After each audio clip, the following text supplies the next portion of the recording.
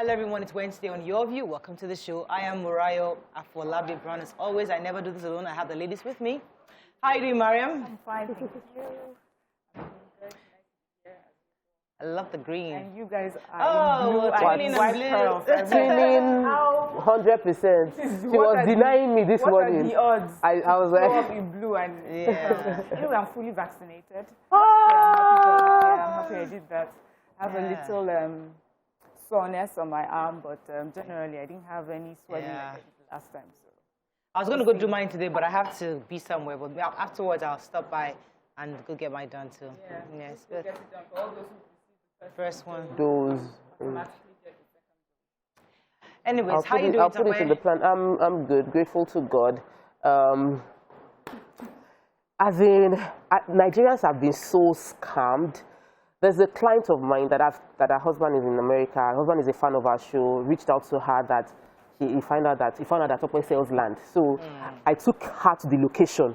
She saw the location, went back, did investigation to confirm it is legit. Took a surveyor there, they did the coordinates, found out there was CFO. That wasn't enough. Then she wanted to now pay yesterday. She was like, I need to see you. She came to my house. I drove her to the bank.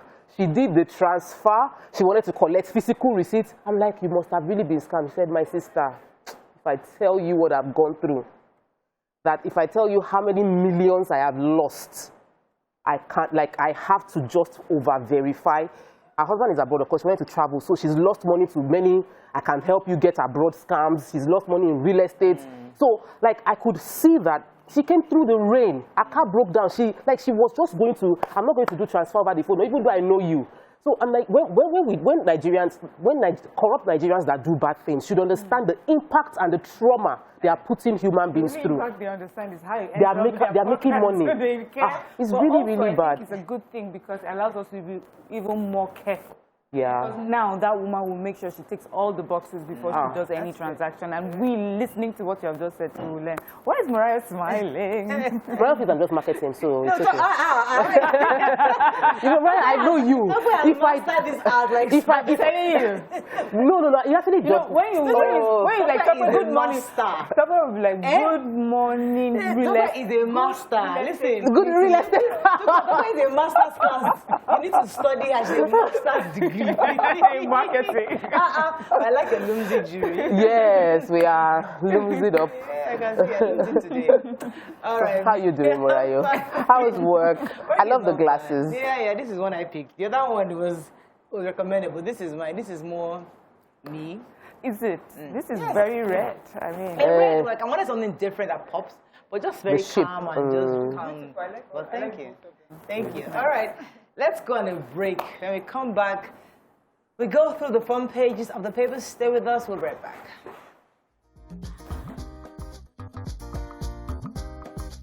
Stay tuned. Your View will be right back.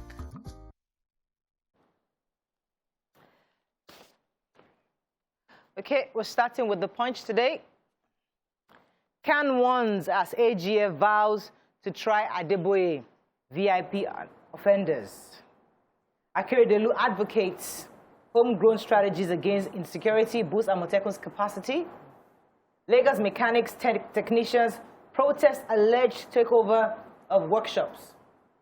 Immigration warns racketeers as passport portal reopens. Amotekun will carry AK-47 if FG approves licenses Makinde.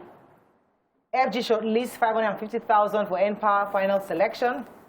OAU pushes ahead with airstrip project. World Bank raises Nigeria's 2021 growth forecast to 1.8%. And 200 fresh Nigerian doctors in UK, the swell list to 8,384. Okay. Let me take the human interest. Automobile mechanics and technicians. So they protested on Tuesday here in Lagos, and this was because they alleged that their workshops across Lagos are being taken over by hoodlums, they say. So first of all, they say they got a notice, a 2 weeks notice to vacate all the places that they stay. That's all the mechanics and technicians, or else pay 50 million. Of course, For them, 50 million was hard to raise by mechanics in only 2 weeks, and then they were sent out. The task force came in, sent them off the land, took cars that were there that customers and clients had put there, towed them away, and they were asked to even get those cars back with lots of money. And they said that every state, or they are asking the government to give them what they call mechanic villages. That because the services they're rendering are essential services, and they're also raising revenue for the government, they are not hoodlums, and the way they're being treated like hoodlums. When the task force come, they say hoodlums now come in there to ensure that they vacate the premises. Right. And so they're just asking that the government should please look into their plight and provide them with mechanic villages across Lagos State so that they can continue providing these services and paying taxes. And it's true, very, very important. It should be discussed. I want to take the story of doctors migrating abroad. This is not a funny story. Just within May and April and May, 200 Nigerian doctors got licensed in the UK. That somebody was monitoring their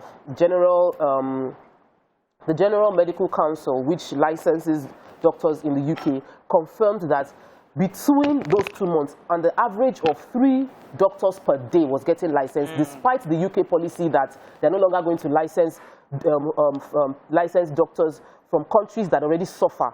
So right now, Nigeria, usually before the mass migration, had 74,500 doctors to a population of 200 million. Yet on a daily basis, about averagely 3, sometimes as much as 7 doctors are licensed from Nigeria to travel. We're not even talking about nurses. And I was trying to get the response of the our Minister for Health, and the statement was that the National Association of Doctors is saying that this rise is up to 40% of doctor migration, and it's because of the lack of pay that they are getting, that you finish from NYC after 8 years of medical school, 1 year housemanship, and somebody pays you 80,000 naira and expects you to continue to work with the number of hours within Nigeria that you can't work. That work-life balance is impossible for doctors in Nigeria. They have to do like 2 hospitals to maintain a basic living with that level of work. So, all right, it's really so bad. Good news for those of you who are trying to get your passports. So the Nigerian Immigration Service spokesperson,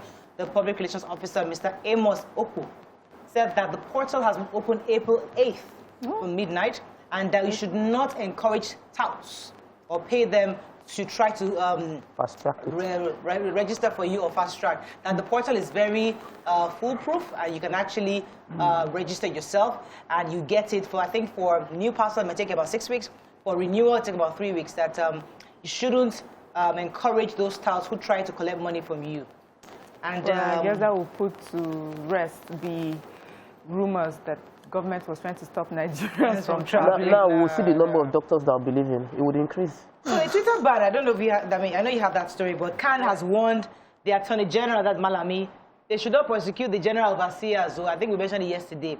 They have global offices, and they are tweeting from different places. So please, because while the Honorable Minister for Information and Culture, Alhaji Lai Mohammed, was being questioned at the House of Representatives, at the National Assembly actually, they asked him about that. He said that it's only Malami that will decide how those ones will be prosecuted. Amongst all the pressing issues of this country, somebody is monitoring tweets still dropping. Like, among all the pressing issues we have, the aid is monitoring that. They're not monitoring the loss of lives on bad roads. Special advisor to they monitor that Malami entered Twitter to delete his own account. They're monitoring. Moving on to the nation. Man LCCI laments slide in power supply to firms and homes. EFCC apprehends 50 internet fraud suspects. Twitter suspension throws reps into rowdy session. CBN raises customs exchange rate to 404 naira, 97 kobo to the dollar. Igbo leaders and SANS, it is time to end killings. And Senate honors TB Joshua. Okay, let's continue with the Twitter here. So they said at the House of Reps, a walkout was staged by PDP members, was led by the caucus leader Kingsley Chinda, and the reason was, you know, he was not happy with the way the was celebrating on the ban. Because for them, he said that yes, they have set up a committee to investigate the legality of the government banning Twitter. gave them 10 days.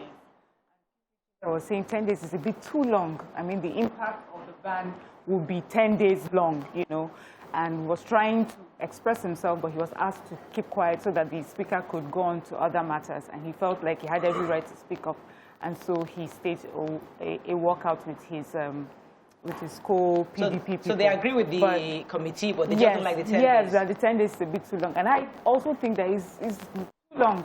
How many days do you really need to understand what the legalities are and what the steps need to be taken, and quickly, whatever the impact of the ban is on our economy, because we've talked about that as well as it affects the economy. We need to, you know, so there are two sides of this coin. There's two sides. There's the effect on economy and effect on national security. So that's what the government is saying. Which that one is national security. We have to wait, and that's what the conversation. Hopefully, they will let us know what their results are. I want to take the story of CBN? CBN. So the CBN has increased the customs exchange rate. So before, the customs exchange rate, if you want to pay for clearing your goods, was at the rate of 381 naira per dollar, and now it's been increased by 24 naira to 404.97 naira per dollar.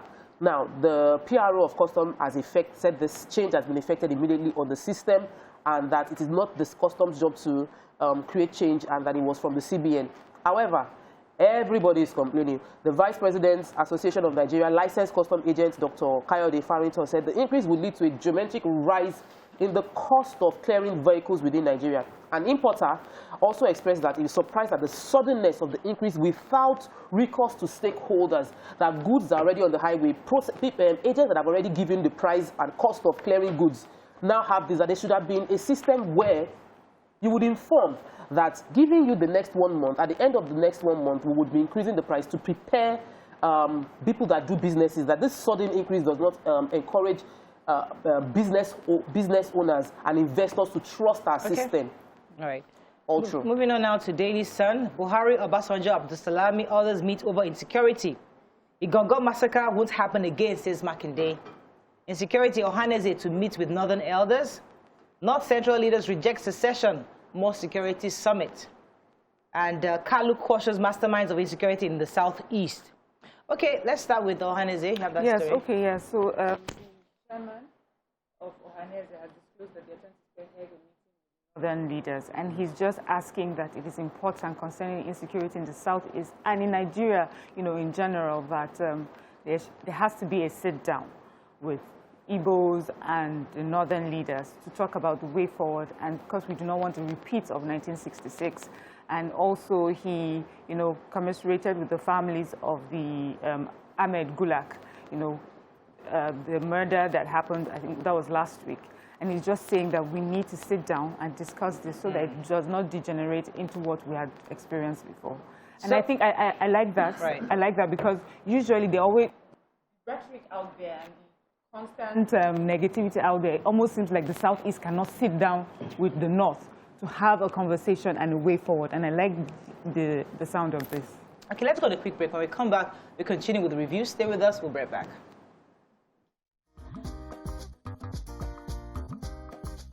Stay tuned. Your View will be right back.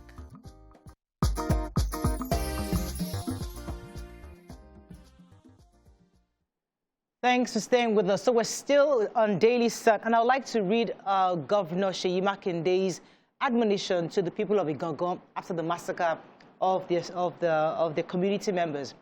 He's asked them that don't take laws into your own hands. He appeals to them that they know they've lost loved ones because sometimes the emotions can be really high. According to him, he says, you can see the light up project that we are carrying out. This is for us to be able to see everywhere, even at day and at night. There are people that do not want progress for our community and our state. And he has faith that God will have mercy on them. He has also appealed to them not to take laws into their own hands. And he said he will take responsibility for what happened to the citizens. He will ensure it will never happen again. Now, these are kind of words that people want to hear their leaders say. It's a reassurance.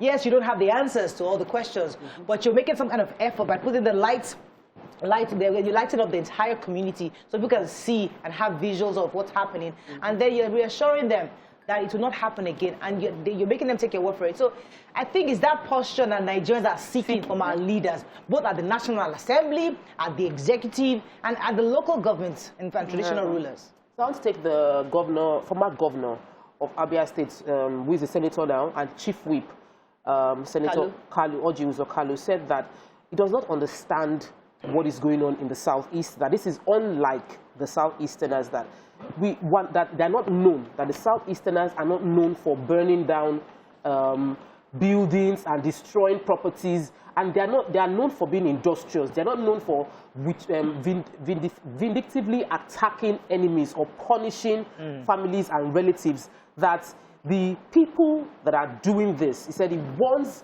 the people, cautions people that are masterminding this crisis, that the war is not the right path, that whenever the 1967 to 1970 civil war is mentioned, it's emotive, and the experience of any peace-loving Nigerian don't want to go back to that time, that we should not use words or action to promote such level of carnage anymore. And so he's pleading that everybody should stop the violence and that they should embrace peace. Stop the killing of innocent people and desist from harassing businessmen and killing young people from any region. Let's focus on peace. Okay, moving on to Vanguard. Let's find a story we've not taken. Although Malami will decide prosecution of Adeboye, Kumi, and others. FG Malls death penalty for rail track vandals. Insecurity at Motekun has given Southwest hope in security management, says Akeredolu. Halt extrajudicial killings in Southeast now, says church leaders. Man slaps French president. Kangang. State of the nation, help Buhari rescue Nigeria. Naaba, Utomi, Mogalu, others urge ex-presidents. All right. Let me take the federal government is thinking about the death penalties for those who vandalize rail tracks. And this is the Minister for Transportation speaking. He says that, he was just saying that when you look at the impact of this act, it's not just an economic impact, you know, how much money has been spent. Yes, technology is expensive, how much money and time has been spent, but that it costs lives. Now imagine a train taking like 4 to 5 coaches or even more, and each coach takes about 85 passengers, and you bump into a track that has been taken off. Yeah. What happens is that those people will die. So just thinking that you have stolen something and gone away with it is not enough. Maybe we should put the death penalty because you are costing lives directly. And he says that also when people vandalize these things, they sell it off. He mentioned in Just that a Chinese company actually bought those things from people who had stolen it from the tracks, and they were fined 200,000. He says, what is 200,000 compared to what would happen if lives were lost? And also, National Railway Corporation also is saying that, yes, you know, they're adding their voice to this and saying this is very important. We need to change our mindset. This is for all of us, and we should be able to stand, you know, we should be able to pay attention to when we see people destroying things like this. All right, so a man slapped French President Macron. And the video trended. And the trended. But please, I'm only mentioning this story. So Nigerians, we know we are angry. And that anger goes, but don't go and do mistake and slap governor or president in this country. Anybody. They won't arrest you. You know what will happen to you. So please try. Give yourself sense. Don't say because they slap Macron in France. You want to have audacity. You can't slap ordinary commissioner. It's not everything you see that you do. It's not everything you see you do. I'm just telling you now. There's going to be a peace let me put it well, interfaith initiative for peace. It is conveying to pressing issues within the country. Well, there's a letter sent by the organizers to the Nigerian Labour Congress comrade Ayuba Waba to invite him to the event. His Eminence Abubakar, His Eminence Muhammad Sahad Abubakar, that's the Sultan of Sokoto. Another, His Eminence John Cardinal Onayeko. Former President Obasanjo. Yes, both Obasanjo and Abdusalami Abubakar. They are going to do this event on the 10th of June, and the plan is to bring everybody together, inter-religion, to focus on peace. To have a conversation on how the Social Consultative Committee will have conversation, prayer, release a paper where everybody is agreeing. So it's cutting across the South, West, and everybody coming together, saying this issue that Nigeria is facing is really, really tough for us to handle, but there's nothing beyond God. So we're submitting it to God from all the religions. There was a story I wanted to take. Nwabueze was saying that another war will be a Holocaust, that we shouldn't try it. And he was saying that young people who are out there finding the embers of war must remember that what happened 50 years ago, things have changed. And right now, if we try any semblance of war, what happened, it's going to be a Holocaust. And if you don't know what a Holocaust is, please Google it. Please, did you take the major headline? What? Did you take the story of Igogo killing and what Are Adam said, that there must be no attacks on the northerners within the community? He was also reiterating what the governor already said, but he's saying that the OPC, people in the villages, don't attack any northern, don't reprisal attack. Let's just wait and let whatever the government is doing take its course. No reprisal, please. Okay, moving on very quickly now to the Nigerian Tribune. Reps to probe legality of government's ban on Twitter. We talked about that already. I alone can't guarantee security in Imo, says Uzodimma. Why we should adopt 1963 Constitution, says Olateju. Father of 8 children among kidnapped Niger peoples begs government to please pay ransom. Aguloye, Naba, Utomi, Ezekwesili, others regroup. And the EFCC arrests 50 more suspected internet fraudsters in Ibadan. Okay. Let me take the human interest story. Yes, we remember the story of the Islamia students. They're still in captivity, sadly. And there's this Malam Abubakar Adam. He's a parent who has 8 children amongst this. Wow. Oh my goodness. Children that have been kidnapped. 8 of his children. He says that he's married to 2, so 2 mothers, of course. So he said he and the 2 mothers are, of course, distraught. They've been praying hard, and it has even drawn them closer to God, but they're also asking the government to please help them, because since this happened, they've just been really sad. He has 2 girls and 6 boys. 7 of them were students. 1 is a teacher who is part of this. That's all their children in this. So the federal government should help. ASUP has been on strike. Should come from parents as well. As much as possible. I cannot imagine what that family taking on that story? No. I'll take the ASUP story. The ASUP, that's the Academic Staff Union of Polytechnics, have been on strike for 2 months. And they've been negotiating with the government. They've come up with a 13-point communique, a letter that relates their demand. They are willing to come off the strike if the government is willing to meet them at the middle ground. So the conversation noted that they also, part of what they included in what they want, there are different chapters involved, is that they are looking at the negative impact of COVID-19, where schools were shut down for many months, and they've been having this referendum. They've communicated their needs to the person, and they are waiting for the government to agree with it, that they know that the strike they are on is not fair to the students.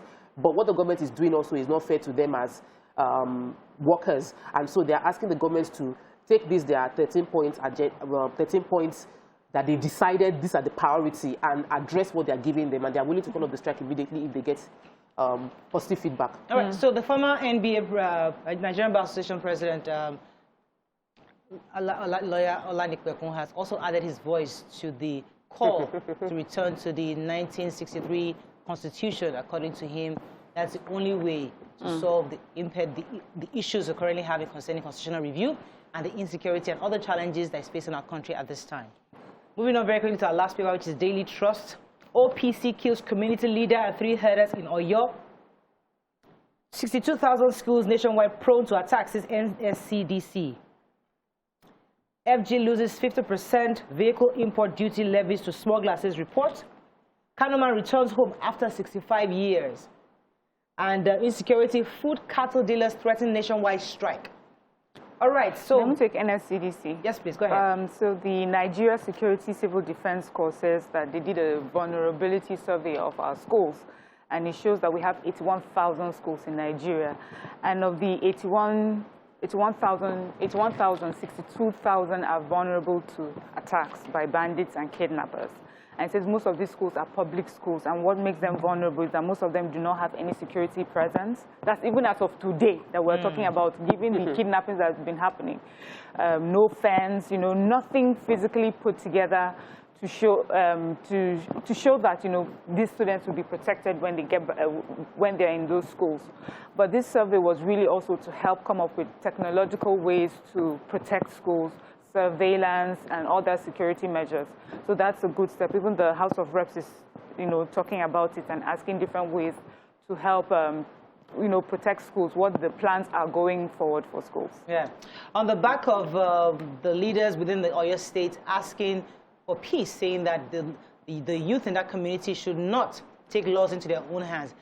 Daily Trust has it that OPC members, about 30 of them, went into the community and killed, I think, 3 herders and one community leader. And obviously that was a reprisal attack from what happened. And the governor has said very quickly that people should please not take laws into their own hands. They're going to ensure that the safety of lives and property is continued within their communities going forward. Quick one, Nigeria is losing 50% of vehicle importation duty. That's according to the Controller General of the Customs Service. Said that since the president locked the borders in 2016, people have found a way to bring their vehicles in, bribing their way through blocked land borders. This happens in the D-Roko, Ijowo, Ogun State, in Seme, Lagos State, Shaki, Oyo State, Daura, Katsina, Baga, amongst others. Cars are being brought into the country, evading the customs levy that should come to the country. That this is an economic sabotage. And that Do you feel that they should just open the borders? the NDLE, right? No, this is customs, yeah. I'm thinking NDLE in my head. Oh, okay. I was going to say, it's like in fact, also customs, like they're in a different country. Like all this happening, and then they're just working. Okay, we constantly hear. Yes, they are working NDLE and the Nigerian customs. They're just working. It's as if they don't even know what's going on in this country. No, but I think people should. The customs also needs to take that they feel like if 50% of vehicles are coming in without paying levies, then it means there's something. Your system is not encouraging people to follow the right way. So open it up more, and then those following the bad way should people following the bad way too should also change your mindset. Pay your levies. It's coming to the country. Railway track fees, those sort of things. Mindset. The money will fuel our economy. Okay, let's go on a break. When we come back, lots of hot topics. Stay with us. We'll be right back.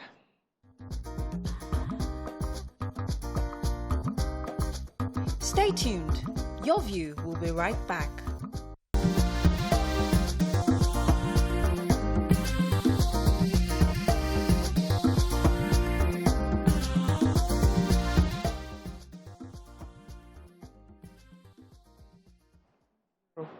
Thanks for staying with us.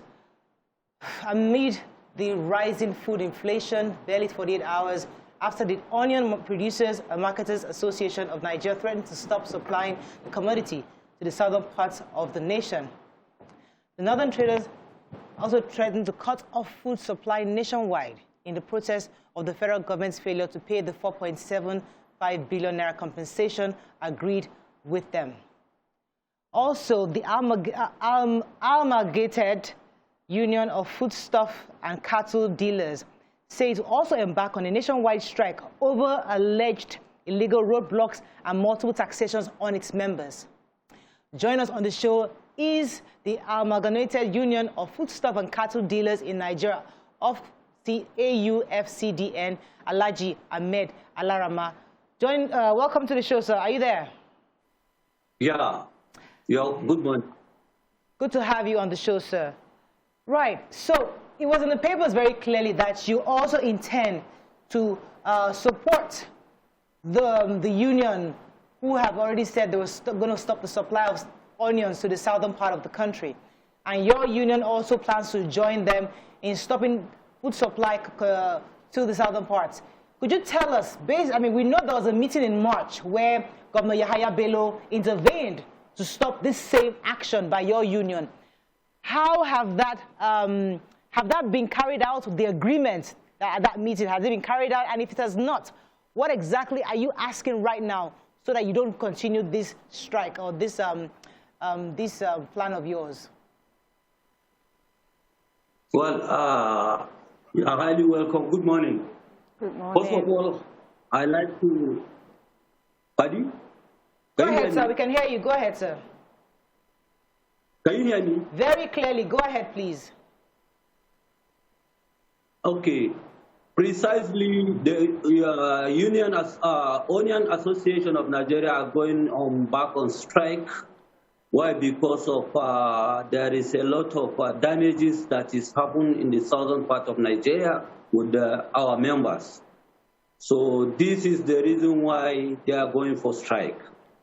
So now, as we a union, the Amalgamated Union of Foodstuff and Cattle Dealers of Nigeria were umbrellas of all the Association of Nigeria. Therefore, they are part of us, and they have informed us what precisely is happening. Therefore, that is why we are now supporting them.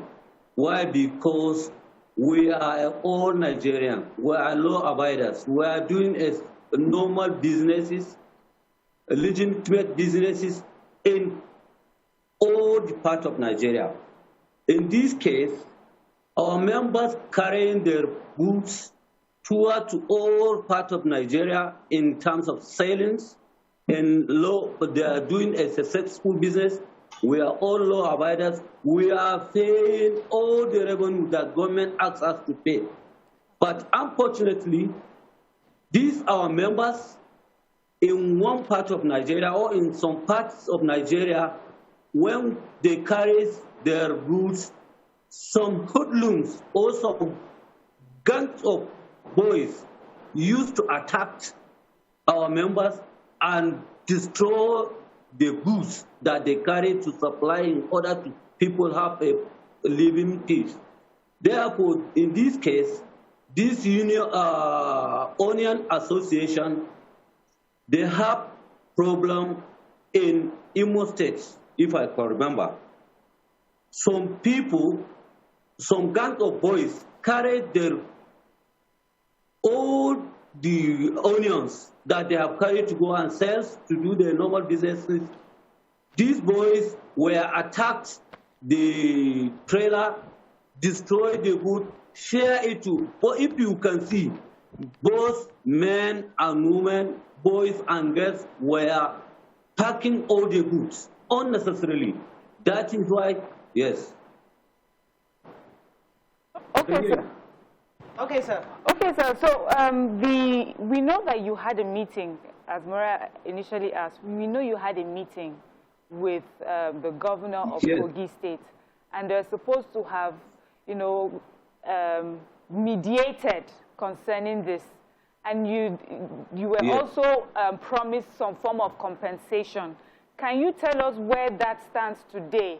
Have you received any compensation?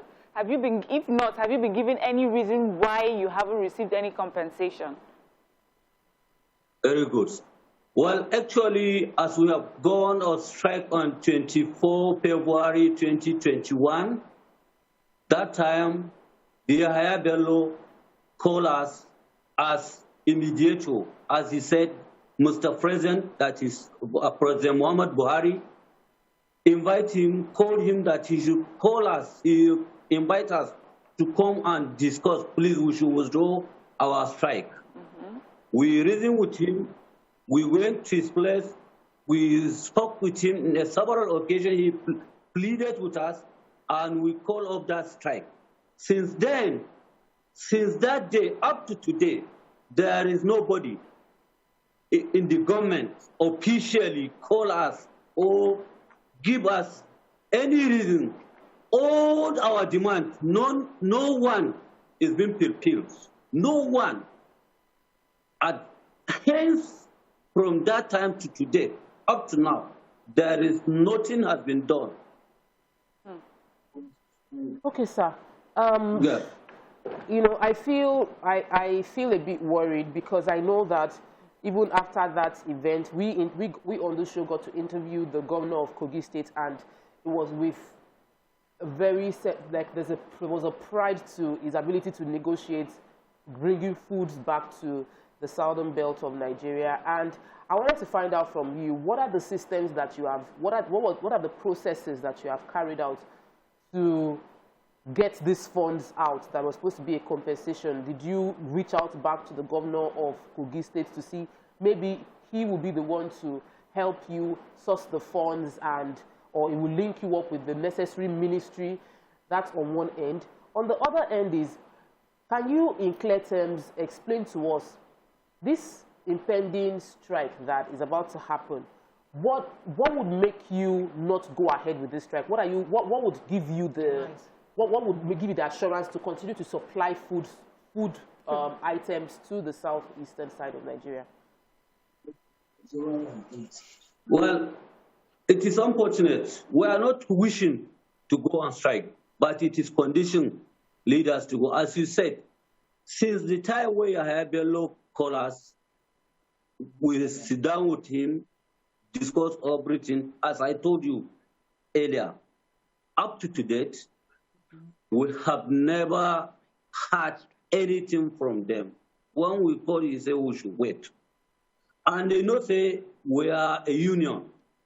Some people were thinking, you know, all these things. If you go on strike, some people will say, if you come for a negotiation, some of your members will be thinking that you have collected money, put on your pocket. That is why all government, all these officials, this and that.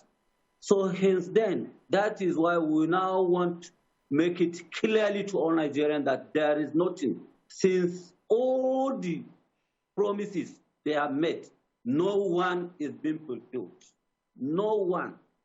Therefore, now, in this case, after all these things, all we are waiting for, now still, all these Biafran people will carry our properties, that is our goods, in order to go and do a normal business. Still, we are appealing with our people that they should go back to their normal business.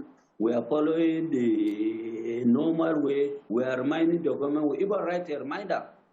But there is nothing has been done. And still, in this case, 5 days ago today, if you can work, there is a motor that conveyed onions. It has been destroyed by these so-called Biafran people. And at the same time, there is motor that carry a cattle.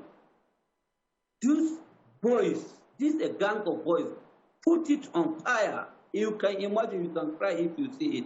A cow tried to come out from the motor. Why? Because it has been tied. They all born. So we are all Nigerians. I see no reason why all these things will be happening. We are a business people. I see no reason why. We are not the people that hold the government all these things. If they wanted to divide the country, we are not the people that are responsible for dividing the country. It is government that's supposed to divide the country, not as a business people. We are helping government. There is no good government that has ever come and help us in terms of relief funds or implement any other things that will help our business to move. It is we, a local people, those that some are selling their farms, some are selling their goats, some are selling whatsoever they have to do all these petty businesses as to sustain their life. At the same time, we are the one to be suffering for all these irresponsible acts of peace. Yes. All right, let me go on a break. When we come back, we'll continue this conversation with you. Stay with us, we'll be right back.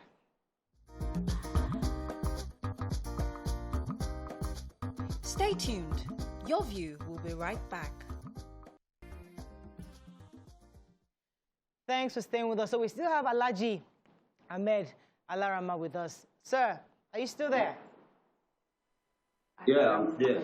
Now, so the last time we got this threat from your union, for about 5 days, there was no food supply. I think those of us in the South felt it because it was obvious that we needed each other. So even if you grow those crops within your region, you still need to sell it. So both North and South need each other with this. So is there any way, what can be done to have to stop this strike from being carried out? Where do we want governors to intervene again? Do you want the security operatives to help take off the roadblocks? Because I saw you also said that there were illegal roadblocks, multiple taxations, insecurity. So there's so many multiple factors. So my question therefore is, what is that thing that you want to happen now that would let your entire members stop this strike from being carried out? Well, as you have said, it is not the entirely amalgamated Union of Foodstuff and Cattle Dealers of Nigeria are going on strike, but it's our affiliate members. It is our affiliate members, that is Union Sellers Association of Nigeria. They are the ones that are on strike now. And we are backing them as a mother, as an umbrella. I hope you get me right. Yes, yes.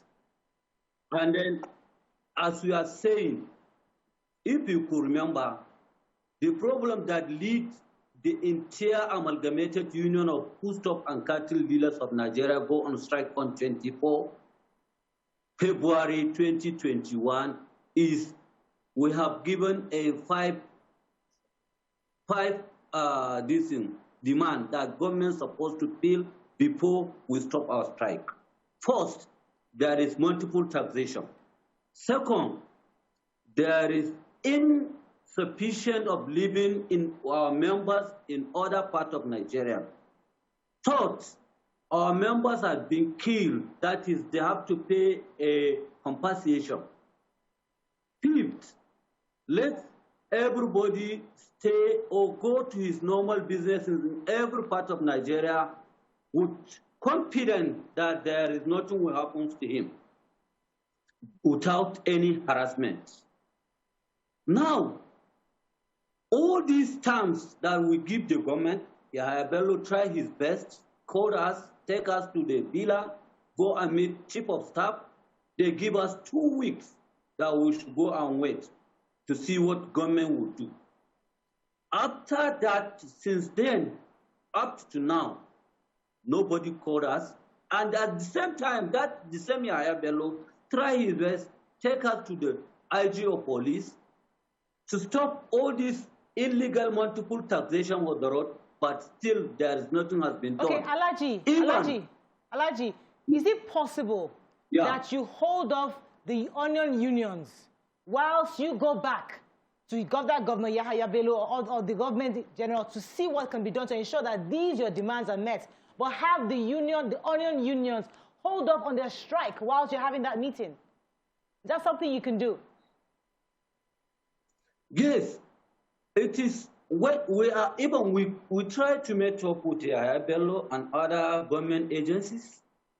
Still, the thing has been in vain. But still, we are trying now to intervene in the issue. We even told our affiliate members that they should wait to see the government either today or tomorrow. If nothing has been done, we have no option. Even we too, Amalgamated Union of Foodstuff and Cattle Dealers of Nigeria, we have given the government some days. If nothing has been done, we are all going to the nationwide strike. Okay. Nothing like south-south or southeast. All over the nation will go on strike. Okay. We hope that it does not get to that point. We hope that after today, you will get some form of response from the government. But let's look at your 5 points that you gave the government to, to help you deal with. And it talks about running your business confidently across Nigeria without any harm coming to you. So let's say, like as it happened in Anambra, the cattle were burnt and then the onions some days ago, they were looted. You know that the government would come after the fact that it has happened, when things like this happen. So what does the government do, especially the police, when things like this happen, when you've been looted, property burnt? Where do you go to first? Because to come to TV and ask the federal government may be a bit of a stretch. Do you understand? Do you go to a police station? What does the police in that community do to compensate or to calm nerves and prosecute or catch those who have perpetrated this crime? Well, thank you, my sister. As you are saying, if you can see in this part, even the police station were being attacked by these hoodlums. Talk less of me, only me, or even 2 boys or 2 people carried all this. We are not following the groups in a bulk or in a plenty people. It is only 1 boy or 2 boys that were assigned as an agent to go and deliver the goods. So now, even if you go to the police station, the only thing they will say that they were being attacked by these gang of boys. So talk less of a business person. Right. Therefore, my call, government should intervene to this issue because this thing, it is going to anarchy. Our people are seriously being harassed. Right. And we are all Nigerians. We are law abiders. We are doing enough daily businesses. Yeah. Therefore, what we are appealing to government, look at all these problems and try to stop it. Right. Because we don't want anything that would divide Nigeria. All right. So, sir, I think that while I'm happy that in the beginning, in the heat of the crisis, because Kogi was maybe like the state where the blockade happened, the governor was able to intercede. But the core ministries that you should be dealing with should be the Ministry of Agric and probably the Ministry of Commerce and Industry. Have you reached out to the ministers involved? Because the Minister of Agri should be someone who is relating actively with you. Your business involves agriculture. You should have contact with the ministry or the Minister of Agric. Also, you're enhancing trade and commerce and the industries. So that ministry should also be one that should be overlooking how to ensure that you are effective as an association. Have you heard from them, and are you reaching out to them in any way to find a way for them to help you source out these funds? Because I think it's within their own budget that you probably will be getting that compensation. Thank you, my sister. As I'm saying, no parastatal, no government agency that our union does not meet in this case, but nothing has been done. All the ministries that you are saying, we have gone, but nothing has been done. There is a paper with us for a reminder. All the papers, we have wrote a thesis, we have written a lot of papers. Even if you are with me, here are the documents that we have sent to all the the government agencies, just the Inspector General of Police, His Excellency Abubakar Atiku Bagudu, Abubakar Umar Gabai, El Kanemi, the Right Honorable Femi Bajamila, Speaker, Ahmed Lawal Idris, Senate President, Distinguished Senator Magataka Dawamako, Right Honorable, all these, nobody that we have never reminded, nobody that we have never sent this type of reminder because of what happened last time. Yes. All right. Therefore, I think, yes. Okay, let me go on a break because from what you said, it seems you're quite organized and you've gone through the right channels. But when we come back, we'll take some phone calls and some tweets. No tweets. Some comments. Some comments. Stay tuned. Your View will be right back.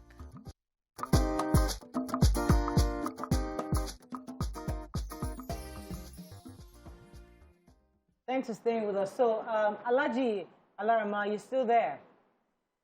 Yeah, I'm there. I'm going to round you off right now, but what are your final words? I mean, are you giving the government an ultimatum, so a certain number of days, or you're just asking them to implement what was agreed back in February? What exactly are your final demands this morning? Well, thank you, my sister. As I'm saying, our final demand is the same thing as we have given the government the ultimatum. We are still appealing. We are still reminding the government that they should look into our problem to try and solve it. If they did that, there is nothing will happen. But if government didn't do anything, actually, that time that we have given to the federal government, we are going entirely for a nationwide strike. There is no north, there is no south. All over the country, we will stop food supply because we are using our own personal money to buy all these goods and sell. Therefore, if government didn't do anything, we are going to take an industrial action. Right.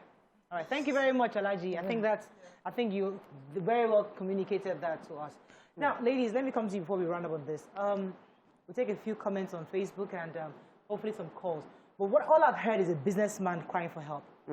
This is a Nigerian who has started business from scratch. And according to him, they didn't get any government support. These are private people who have been able to grow their farms and grow their business to a point where they are now exporting to various states across the country. And because of the ethnic division amongst us, because of the insecurity we're seeing, these people are suffering. They are suffering the brunt of this whole insecurity that we see. And they're asking for help. So how do we solve this problem? Because obviously the community leaders, the traditional leaders need to be able to see that they are killer headsmen, yeah, but they are also Fulani businessmen who are doing business. And why do we keep doing this to ourselves? Because these are Nigerians. Yeah. So first of all, I think it's important for people to note that these people are rendering a service. If we did not have a need, they would not be in the business of transporting food from one part of Nigeria to the other. So when people come with this negativity of, well, whatever, stop whatever it is that you're doing, we don't need you.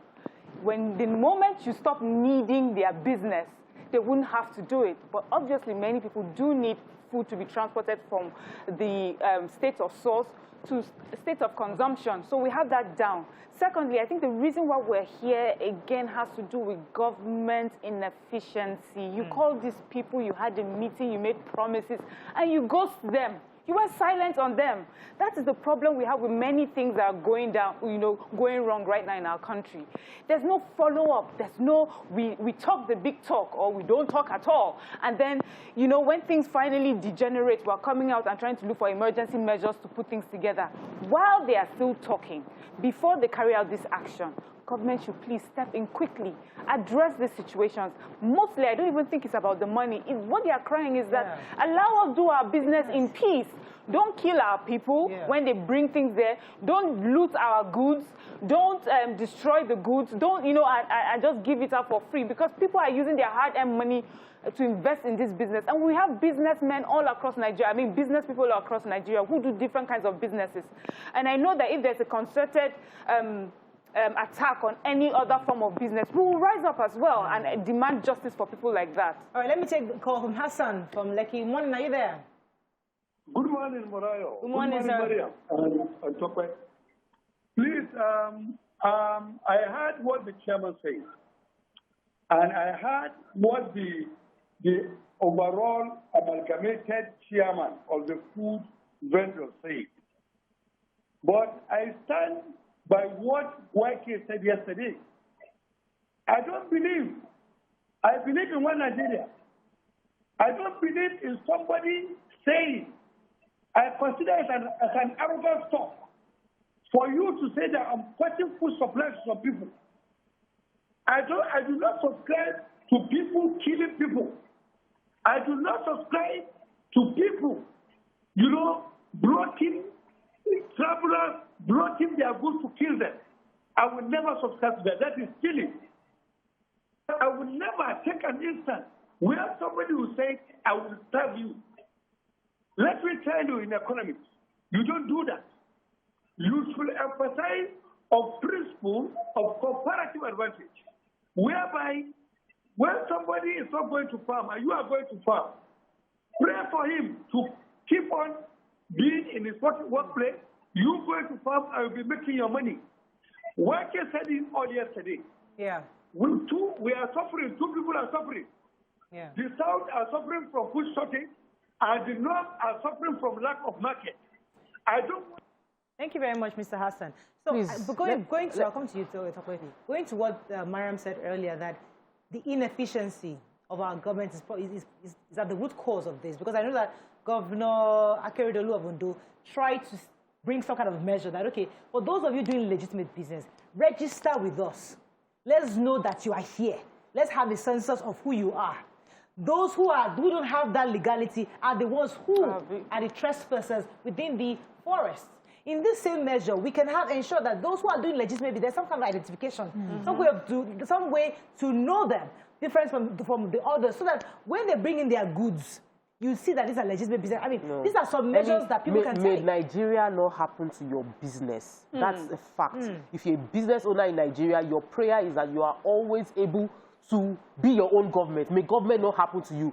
A Nigerian business owner knows that we don't need government. Like we are self-sufficient. We give ourselves power. We drive on bad roads. Our vehicle goes bad. We fix it. The efficiency of government does not in any way alleviate our stress. Being a Nigerian business owner, you are perpetually stressed. But you are praying that the government does not bring their own stress and add to yours. For me, Nigeria has happened to this business movement. There's no way. There's no. You cannot confuse a truck carrying onions with somebody carrying guns. A truck carrying onions is carrying food. These people are just businessmen. This is not header crisis. These are people that are carrying tomatoes. You know what happened in Oyo State that made them cause the strike? Because they burnt several trucks that were carrying goods. People's livelihoods, money is being burnt, and the government said, I'll compensate. No compensation. I mean, Nigeria don't happen to us. So where is the Minister for Commerce? Where is the Minister for Agriculture? What are they doing? Like, who is paying you? What are we paying you for? You are putting 30 billion naira to build mosque. When your people that are farming in your ministry are asking for refund, they are asking for help, you are not speaking up for them. What's the Minister of Agriculture saying to support the farmers whose goods are being burnt? So we have minister carrying title on the head, and what are you doing? I mean, Nigeria not happen to us.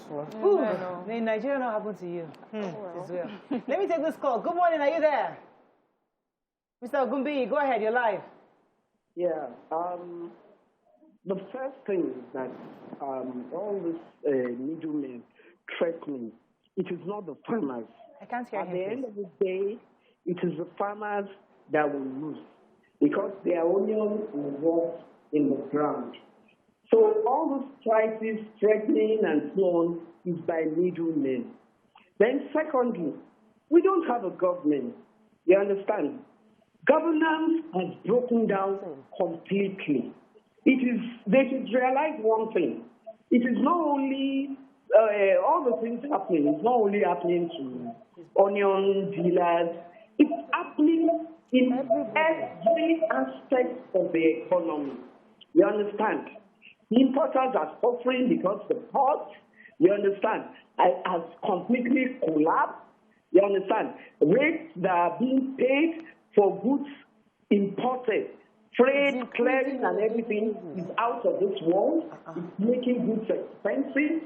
Everything has collapsed in this country. Governance has collapsed in this country. We don't have a government. Let's face up to it. So people should stop trading blame. That it is people in the east that are doing this. It is people in the north. Is the north itself okay? Let's ask ourselves that question. You understand? It is what, in fact, the north is the worst. They are worse off than other parts of the country. So let's talk. You understand? Thank you, Mr. Ogumbi. And I think that's one of the reality checks that our National Assembly needs. Because we all act like, we know, we can patch this thing, we can talk about it, we can make it happen, you know. But the truth is, governance has practically failed on many grounds. And we need, and when a businessman like this is telling you that I am doing a legitimate business, but the government cannot protect me, we have multiple taxations, multiple roadblocks. Yes. That was how Brian, and they're also having issues where the people that are doing legitimate logistics business, small logistics business, have one bike, have two bikes. They are paying local governments, paying hoodlums along the road. The NIPOS puts a fine on them. And we need to address this. A lot of messages on Facebook, very, very annoying. They say, oh, we're subtly supporting the North. Nigeria is not about North. Farmers are in the Southwest. These are Nigerians. Let's not begin to separate it. Somebody was commenting here that how can Lagos say they're a mega city and they cannot feed themselves? The Southeast should feed themselves. All of us cannot become farmers. And the truth is, some areas are more like, no matter how happy or agriculturally good you are, you cannot plant ginger inside a rainy place. There are things that cannot grow where you are. Granite will not grow in some places. Palm tree will not grow in some places. So we must understand our strength is our individual strength. is what binds us together. Yeah. So don't post comments like this that we should become sufficient in some really areas. We all need each other. Some other businesses would be suffering this too if they get attacked. I really miss Twitter, because Twitter, you had some really smart guys on Twitter that actually say some tweets. So these kind of comments I'm hearing from Facebook, because I see Facebook, you don't know. Anyway, we have the constant use of people saying the middlemen are the ones threatening. The farmers are not threatening because their crops will die in the soil as well. They would want their goods to go out. The thing is, we have farmers, we have middlemen, or we have transporters, the people that use their hard-earned money to buy from these farmers. So if the mode of transporting these products from the farms to the markets is affected, it's a business, it's not a threat. These people are not coming to threaten you because they feel like threatening you. They're not coming from a point of superiority. Oh, we are better off than you people, so we want to show you our power. They're just saying, look at what we're going through, and we need government to step in. So we need Nigerians, all of us. This is not a fight against one part of Nigeria against another. This is a fight for all Nigerians, for all of us. This is about our food supply, our farmers, our transporters, our business people. All right, let me go on a quick break. When we come back, we'll take more calls. Stay with us. We'll be right back.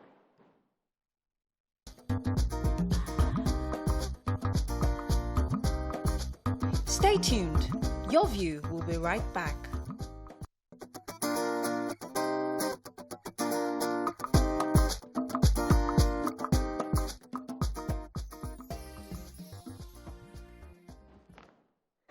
Thanks for staying with us. So actually, we should be moving on to our next segment with our guest, but our guest is running late. So we'll continue this conversation on your thoughts about this impending strike by the various unions in the North. Now, some are saying that, is it possible, because of the tension we have right now, so that the Northerners or these farmers don't keep transporting goods across the country? Maybe various regions should send their trucks to the farms or wherever they are to pick up their goods.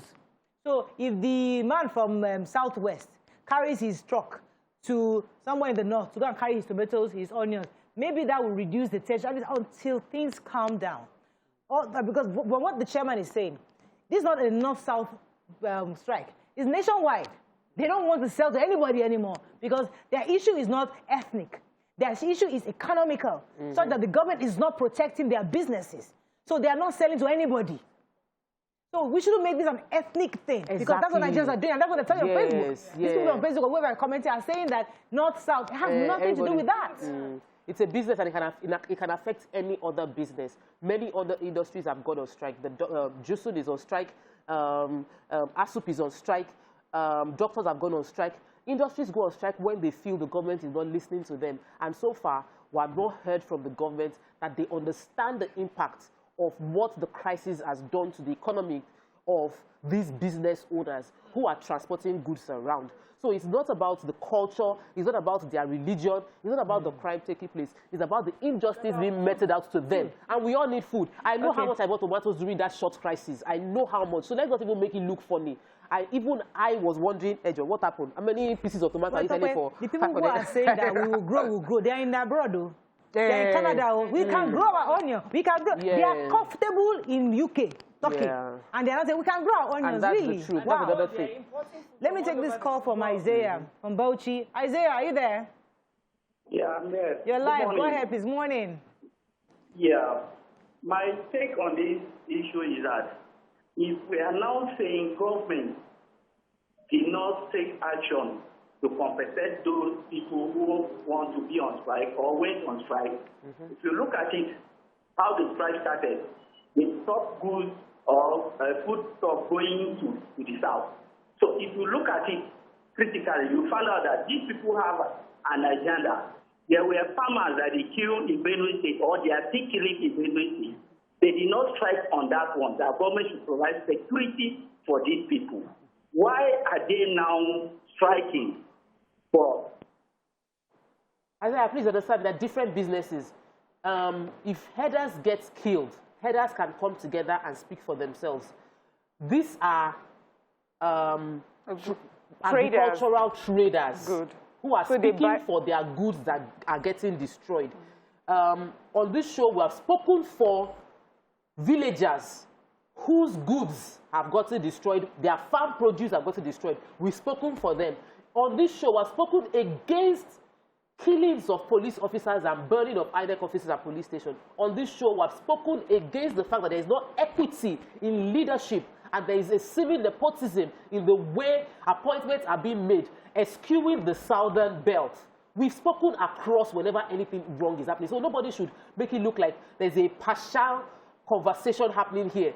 If something is wrong, it cuts across everywhere. What is wrong is wrong. At no point, because it's happening in the South or happening in the East or happening in the West, will something that is wrong become right. Simple. Fantastic. Let's take this call. Chinedu from Owerri. Thanks for calling. Are you there, Chinedu?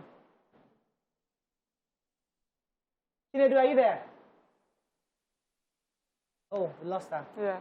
Okay, you know, earlier you were saying something about maybe those from the East or other parts of Nigeria should get their own trucks and go and get the food. I think we should also understand that many people do the businesses that they are good at. Many, we know in the Southeast, the sort of businesses that they do, they are, I mean, quite industrious. And if the transportation business is not something that pays them, maybe that's why they're not there. So everybody goes towards what is their strength, and they do it so well. So what we're saying is that recognize everybody's strength, recognize every industry's strength, and protect it so that it provides the services that they are rendering. Instead of constantly, you see, what we're doing right now in Nigeria is that we're making everything ethnic. We're making everything religious. And it is because of, I will go back again, because I don't think government is stepping in the way that they should. So what happens is that we want to blame everyone or blame each other when the root cause is really about how the government is handling issues on ground. The governor of Kogi State, since you have started this mediation with these people, I think that you should continue to lend your voice. I don't know if they've been trying to reach, we know how hard it is to reach government officials. Sometimes you write all the letters and they can keep it for hours on end. But if they're watching the show, I hope that the governor of Kogi State can continue this mediation and see what they're... I know, and also, I don't think it's about the money. They're asking for security. When we are carrying these goods from one point to the other, make sure we're not multiply taxed. Yes. Make sure that we're not attacked. That's all they're asking for, and then we can do our business peacefully. And so I think at this time we also need to call on the traditional rulers within the various communities to speak to the citizens around the communities. Yes, there's anger in the land, no doubt about that. Everybody's unhappy on the complacency of our government thus far. However, at the same time, we must restrict ourselves from attacking private business owners who are doing legitimate business across the country. And I think that's something we need to share that, let that go viral. Okay, let's go on a break. I'm told our guest is in now. When we come back, we'll bring in our guest. Stay with us. We'll be right back.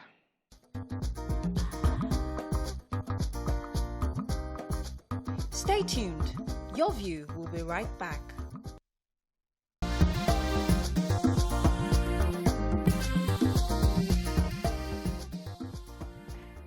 So Wednesdays we love because we bring women we love. She's a successful chartered accountant who holds an ACAA from England. She recently joined the board of Lasaco Insurance PLC, where she brings her wealth of experience and exposure to the board and company. She's the daughter of the late Ambassador Chief Antonio Dende Fernandez, His Imperial Highness Garson Fulani. Welcome with us, Dr. Mrs. Maria Olateju Phillips in the building. Yo, yo, yo. Good to have you on the show. Thank you very much. It is such an honor to have you because you're one of the women that we admire. We see your career, I mean, in and out of government, you've been in the private sector, and you've been quite effective in various parastatals. And we congratulate you for the work you've done so far. But for those of us who don't know who Dr. Phillips is, just in 2 minutes, give us an idea of what your lifelong career have taught you, how the kind of lessons. You're asking me now. Wait. You want to know who I am? Is it only the career setting? There's more. There's more. We're going to ask you. We have 30 minutes, don't worry. We're taking it stage by stage because it's important to get as much information from people like you, because many of us are working, we are behind you, and we're seeing people like you ahead of us, and we admire the work you've done in the corporate world and also in the public sector. And that's why I want you to just give us some nuggets on those things that life has taught you, corporate Nigeria has taught you, and how you like to impact, especially women who are coming behind you. Thank you very much, Mariah. I have been exposed primarily and professionally to the corporate world. And I grew from there. I developed myself. I went into politics. It's very rare to find a professional person just veered into politics and forget more or less the professional angle. Yes. But if you enjoy what you're doing, I mean, definitely. It's like today's people. You find people in various professions, and after getting qualified, you do what you enjoy most, like what you are doing here now. Yeah. You know, I started my professional life with Mawick, where I got articled, and from there, I worked briefly with my father. He had the manufacturing company, and after that, I moved into USC. That USC of Nigeria, and that was a corporate setting. I was able to get all the professional drill for the corporate world, and there, it was a man's world, and you have to double up, really, before you can get recognized in terms of your work. Right. And thank God I was able to, but it was not easy. Yeah. It wasn't easy in the terms that it was the early years where it is formative for you, marriage, career, work, social life, family life, all put together, having children, my God.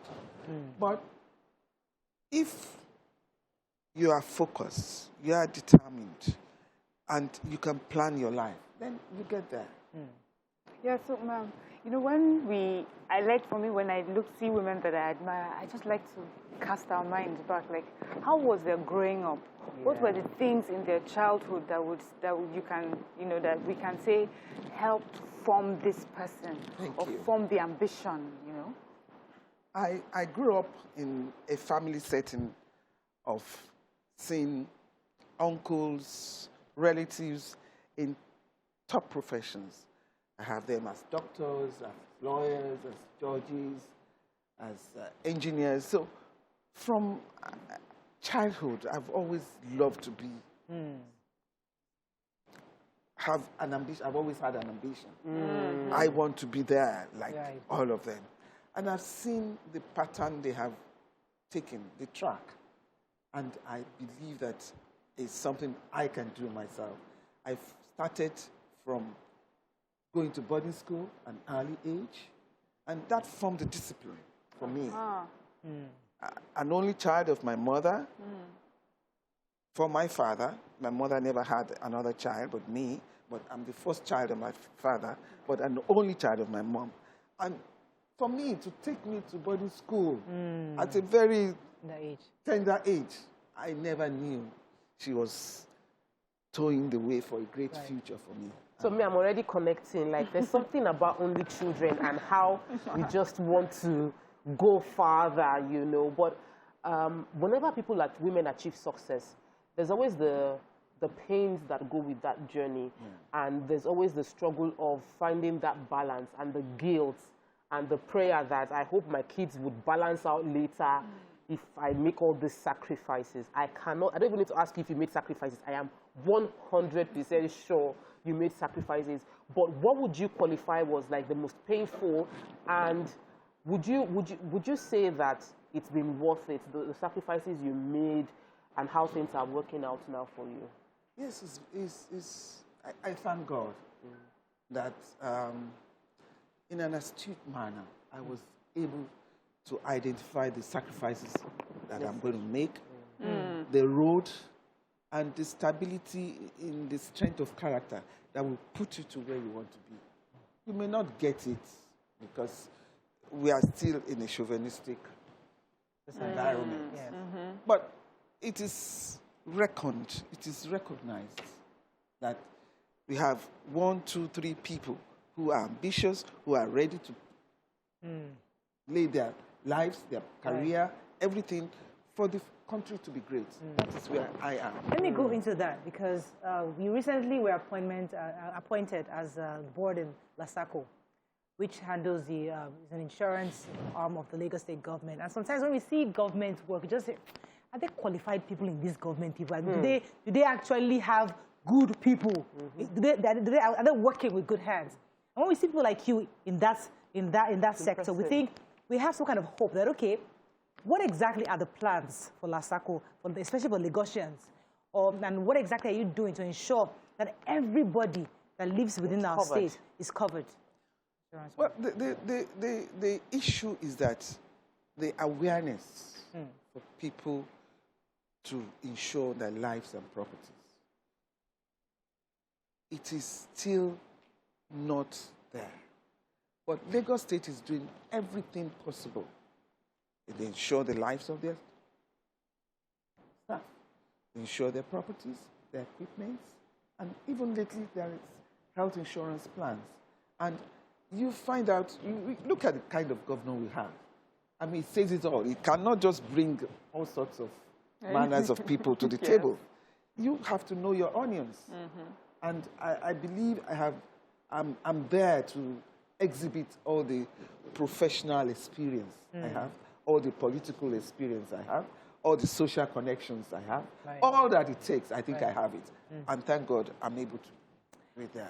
When you work, when you find yourself in an organization like, although you have mentioned that you have always found yourself where men, you know, have been the leader. So when you find yourself in a place like Lasako, many people would say that a woman finds herself in a new environment. It takes a while before she can galvanize support from those that she's working with, especially as a woman. Like, it seems harder to galvanize even respect from staff or employees that feel, well, she's a woman, you know, that African thing. What would you say is your own story concerning that? My own story, Lasako is different. I have been in so many boards before. I'm chairing some other boards, and the experience and exposure is quite different. It depends on who you are with.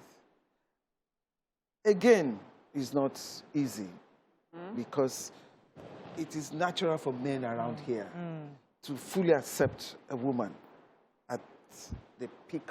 Right. So you have to learn to manage people. That's what I want. Sorry, this aspect is highly important, Exactly. and I think it's a legacy that I want to leave. Yeah. You have to learn to manage people, especially the men in this society. Even when you know you have to lord it over them, cajole them to get to what you want them to do. It is highly important.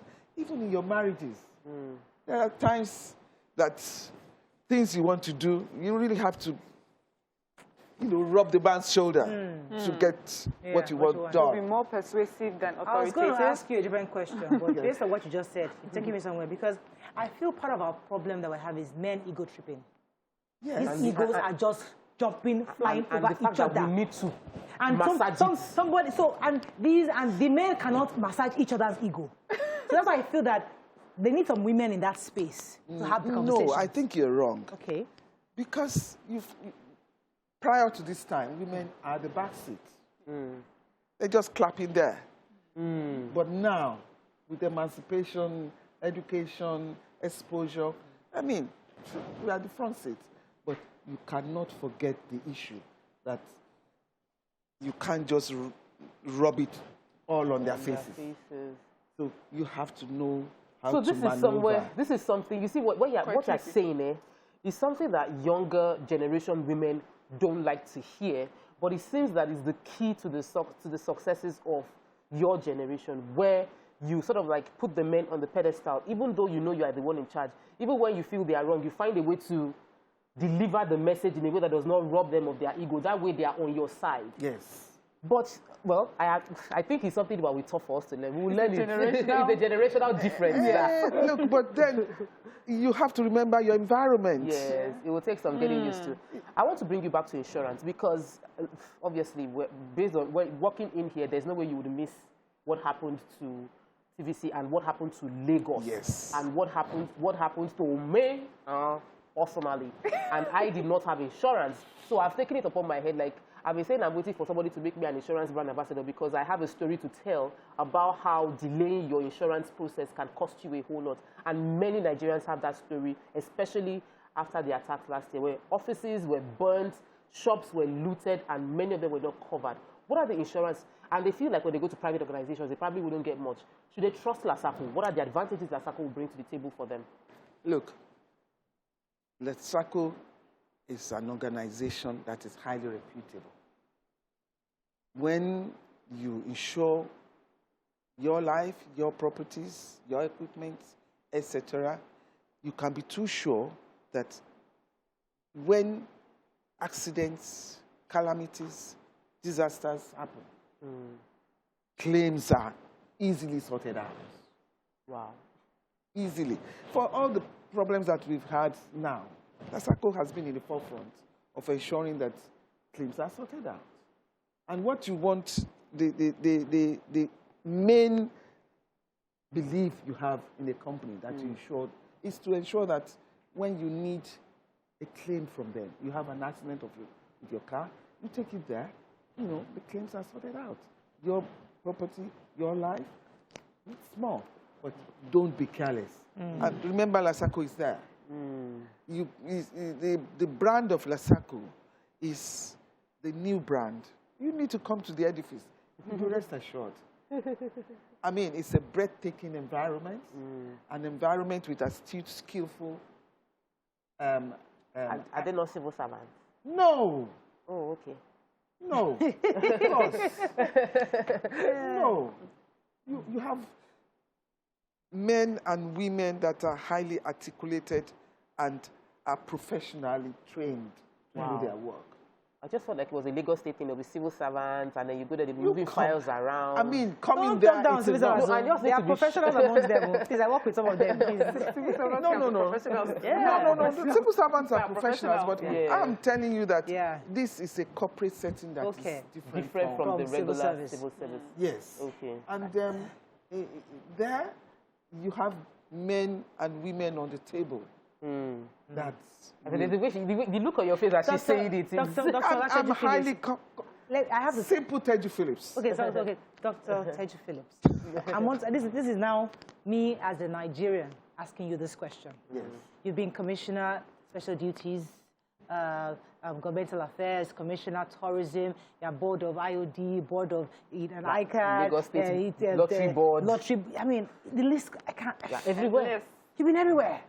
So, because you've been everywhere and you've tested in almost all the major critical areas in our governance space, in your view, how do we begin to rebuild this distrust Nigerians or citizens have for the government? Because governments seem to be doing so much in their own way, in their own small world view. They are doing a lot. But in the people's view, nothing's happening. Well, because you've been on our side and you've been on their side, what can you tell us about what government can we bridge that gap? Let the governed know that the government is actually doing what they need to do to get us to the promised land. Well, the first thing I can assure you is that it is highly complex to rule our country. Highly complex, and we have to contribute our own quota. Our own quota in terms of a basic character, in whatever we do. Government alone cannot build it. And we need not to compare ourselves with foreign countries that took so many years before to get to where they are. Right. We need to exercise tolerance, patience, and understanding. There is no time in any part of the world that problems are not on the table. We have to keep managing each sector as it comes. We have to give the government a chance. Because if we put ourselves before them, okay, the people in government are being elected. They are from the people. But please, the people, make an allowance. Let's just be there for each other. Yeah. Because there is no way the government alone can do it. There is no way the governed alone can do it. We have to try to meet midway. Okay, since we're here, let's talk about women in politics and how even at the national level, we're asking for more female representation. So you know why it is quite celebratory for us to have you leading, a parastatal. What do you think we need to do? What are the lessons you think young ladies can learn to position themselves better when it comes to political office? Get involved. You cannot sit back and now be criticizing and complaining. How? You have to be there. And don't forget that the likes of me and you are very few there. So you cannot dominate when you get there. Yes, that is the political It's difficult for you to choose. I'm like, we have to be wriggly. We No, cannot no. just just appear. She's telling you the truth. That's the politics. Yes. You have to be there. It's a mix. I once was discussing with my husband, and he told me, he said, look, the likes of you will be there. The likes of a tailor or whoever should be there too. The tailor has his ears more to the grassroots than me. Yeah. I may use all my professional skill, intelligence, but for a good policy to be taken, the two will blend. So when you get there, you don't sit back. Put on the table how best you know to do it, but make an allowance for the other end. And understand your environment. I keep saying it. Whether you're a professional or a politician or a housewife, understand your environment. Play your own card. What happens in your local environment is different from what you have on your mind. What you're saying, if Nigerians can get the wisdom in it, it will set a lot of people free. Because people just come and say, oh, in America, this is how it's done. In the UK, this is how it's done. But the truth is that you need to come, and the politics is local. And there are different ways. And you're even saying that it's so local that community per community is different. Yes. And then when you get there, you must humble yourself and watch. Don't go there and be feeling like, I studied in Harvard, I studied governance, I'm a fellow of the Kennedy one thing. And then they just look at you and you don't get anything done. So that process of coming down and taking the journey, because I'm sure you didn't start being the board. You definitely started at the grounds up. But Nigerians, you want to become the governor, you want to become the speaker. I had an ambition to be a governor too at one time, but it's not done that way. We have to wrap up with you very soon. But it's a pity. Yeah, I mean, we would have loved, because we need this important nuggets from you. But since you've been at Lasaco 9 months now, what are those things you want to implement that makes things faster? Because some of us have complained of the fact that we don't even know they exist. Some people, I mean, I would like to insure a lot of properties, but we don't even know Lasaco exists. So what are you going to, in 9 months, what have you done and what do you plan to do? Well, the Lasaco is being branded now. Okay. We even have an ambassador who is going to give us the mileage of the propaganda. Right. The Lasaco has started on a new structure now. We have a beautiful edifice. Yes, you come there. I've told you it's breathtaking. Okay. And we have been able to recapitalize so that, according to the statutory regulation, so that we can be one of the very top insurance companies. So what will be covered under Lasaco? What is it, everything? Everything. Everything. You bring it to Lasaco, it's A1. Yeah, Dr. Phillips. Okay, now. All right, but customer service. These are some of the pivotal. We have the digital one. We have the manual one, customer service. So it encompasses all sectors, all types of people. It's not just for you and I. Yeah. Even if the pepper seller comes, he will be attended to. Okay. So And it cuts we're across. having a lot of programs on now. Okay. We are going into, we've been digital now. One of the reasons why we're having a lot of doctors running away is because insurance isn't paid. Health insurance is key for us because we lose doctors because many people can't afford medical treatments, and even the NHIS is not working. So is Lasaco also going to cover health insurance, or is it just other things? Well, Lasaco is one of the plans that we have underway is covering insurance, and we have started on that route. Right. And it is not in Nigerian style for people to go for health insurance. We are making propaganda. We are having seminars on ground for such things to happen. You are sick in England. If you have insurance with Bupa Hospital, for example, now, you are covered. Yeah. Those are the type of things we want to do. I will be bringing you back because we have to wrap up. Any final questions? Yeah, okay. I just wanted to say, since joining and looking at what you met on ground, what would you like to say, oh, this is what I did, this is my legacy in Lasaco that will be associated with you forever? We have a building.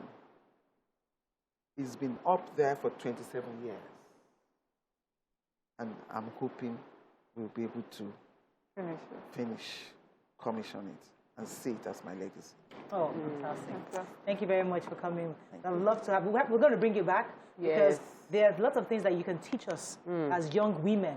Some of us don't want to get into politics. We want to just stay on the side of people. No, please Others don't do that. will get into politics. Get involved. No. We'll encourage them to get involved. There are lots, I mean, I know Tokwe wants to get at some point. Maybe Mariam too will be interested. But some of us would like to just continue to encourage. Yes, we encourage us. Other women to look at this too. We are cheerleaders. We are cheerleaders. We will cheer you on. Thank you so much, Mar. It was a pleasure having you. Mariah. That's all we can take. Thank you. That's all we can take on the show today. We'll see you tomorrow. Bye for now.